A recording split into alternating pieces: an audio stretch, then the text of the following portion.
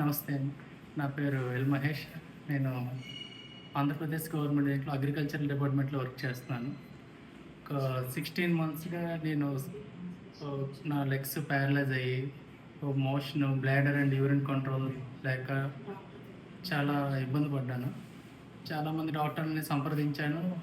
ఆహ్, స్టెరాయిడ్స్‌తో కొంచెం నిలబెట్టారు. కానీ ప్రాపర్ ట్రీట్మెంట్ అయితే రికవరీ అవుతున్నట్టు ఉంది గానీ, ట్రీట్మెంట్ మాత్రం నేను 100% రీచ్ అవ్వలేకపోతున్నాను. విత్ స్టిక్ సపోర్ట్‌తో నడవడము, మళ్ళీ ఆఫీస్ జాయిన్ అవ్వడం గానీ, నా రెగ్యులర్ వర్క్ చేసుకోలేకపోవడం. Urine and bladder and bowel movements అది చాలా డిఫికల్టీగా ఉంది. బై లక్కీగా శివశంకర్ దలై సార్‌ని నేను 2 మంత్స్ బ్యాక్ మీట్ అయ్యాను.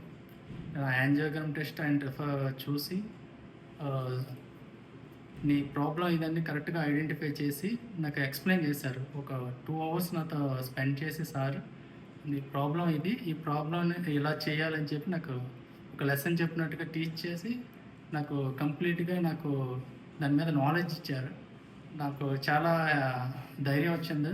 చాలా బ్రేవ్‌గా అనిపించింది. సార్ అంత కాన్ఫిడెన్స్‌గా చెప్తున్నారు. చాలా ఈజీ ప్రొసీజర్, ఏదో ఏదో పానీపూరి తిన్నట్టుగా చెప్పారు సార్. చాలా హ్యాపీ ఫీల్ అయ్యాను. చాలా ధైర్యం వచ్చి నేను సర్జరీకి ప్రిపేర్ అయ్యాను.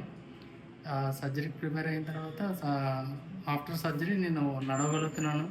ఎవరు హెల్ప్ చేస్తారు మీరు ఫైనాన్షియల్ సర్జన్‌లో? ఇది కూడా ఒక story. 90% of my bowel and bladder movement after surgery came back.